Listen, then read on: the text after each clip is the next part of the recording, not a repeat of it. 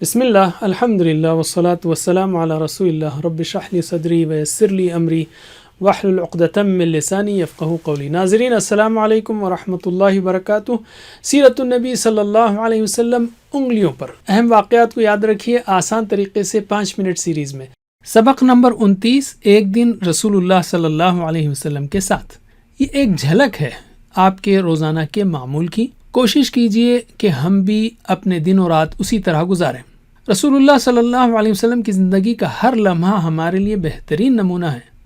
ہم نے یہاں پر آپ کے معمولات کو نمازوں کے اوقات کی ترتیب سے پیش کیا ہے۔ کوشش کیجئے کہ ہمارا روزانہ کا ٹائم ٹیبل بھی نمازوں کے لحاظ سے مرتب ہو، یعنی دوسرے کاموں کو آگے پیچھے کیجئے مگر نمازوں کو نہیں۔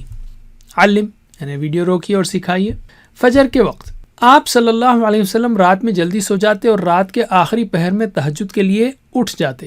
اس طرح آپ اپنے دن کا آغاز تہجد کی نماز سے فرماتے۔ نیند سے بیدار ہوتے ہی دعا پڑھتے اور تہجد کی تیاری میں لگ جاتے۔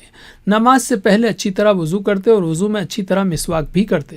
بسا اوقات تہجد کی نماز میں اتنی زیادہ دیر اللہ کے سامنے ٹھہرتے کہ پیروں پر ورم آ جاتا۔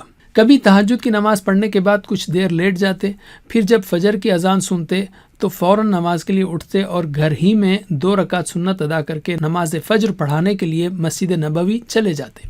علم نماز فجر کے بعد طلوع آفتاب تک اپنی جگہ بیٹھ کر اللہ کا ذکر کرتے۔ اس کے بعد کبھی صحابہ کرام رضی اللہ عنہم آپ صلی اللہ علیہ وسلم کے ساتھ دینی و دنیاوی امور پر بات چیت کرتے۔ کسی نے کوئی خواب دیکھا ہو تو وہ رسول اللہ سے ذکر کرتا، پھر آپ اس کی تعبیر بتاتے۔ کبھی ایسا بھی ہوتا کہ آپ خود اپنا خواب صحابہ کرام کے سامنے ذکر فرماتے۔ طلوع آفتاب کے بعد 2 رکعت ادا کر کے ہر کوئی اپنے اپنے کام کے لیے نکل جاتا۔ پھر آپ اپنے ازواج مطہرات کے گھروں پر جاتے اور چاشت کے ابتدائی وقت پر مسجد لوٹ آتے۔ چاشت کی نماز کے بعد ظہر سے پہلے قیلولہ فرماتے، یعنی تھوڑی دیر کے لیے سو جاتے تاکہ رات میں پھر تہجد اور عبادت کے لیے سہولت رہے۔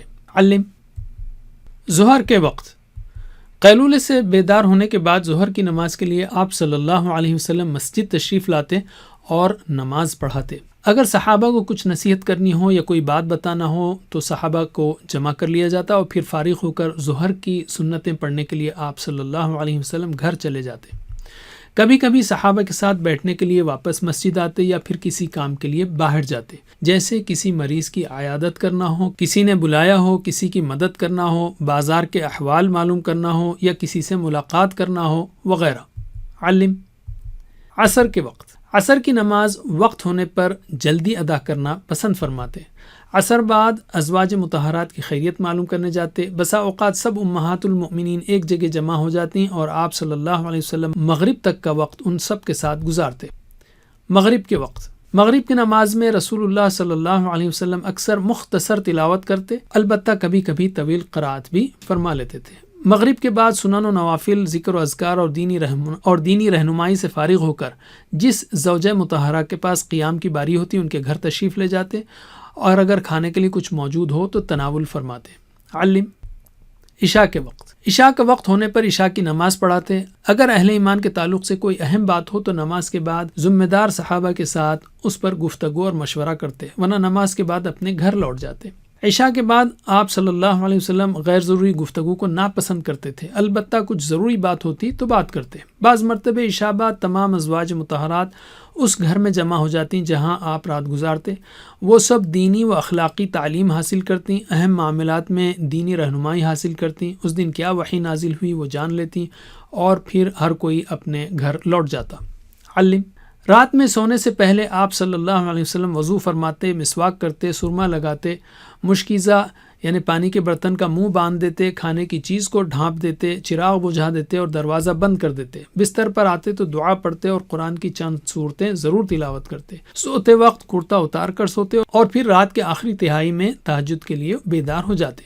علم مزید تفصیل سیرت کی کتابوں میں ضرور پڑھیے۔ کوشش کیجیے کہ آپ بھی رسول صلی اللہ علیہ وسلم کی طرح عمل کریں۔ آپ ہر کام میں اللہ کا ذکر کرتے۔ کوشش کیجیے کہ آپ دعاؤں کو یاد کر لیں اور مواقع پر پڑھتے رہیں، خاص کر روزانہ کے کاموں کے وقت، مثلا نیند سے بیدار ہونے پر، بیت الخلاء میں داخل ہوتے نکلتے وقت، وضو کرتے وقت، اذان کے وقت، مسجد میں داخل ہوتے نکلتے وقت، نماز سے پہلے اور شروع کے اور بعد کے اذکار، صبح اور شام کے وقت، کھانے کے وقت، لباس پہنتے وقت، گھر سے نکلتے داخل ہوتے وقت، بازار میں داخل ہوتے وقت، کھانا کھاتے، پانی پیتے وقت، سوتے وقت، اور توبہ و استغفار وغیرہ۔ جزاکم اللہ خیر، کوئز کرنا مت بھولیے۔ اللہ سے دعا ہے کہ ہمیں سیرت النبی صلی اللہ علیہ وسلم پڑھنے، پڑھانے، عمل کرنے، پھیلانے کی توفیق دے۔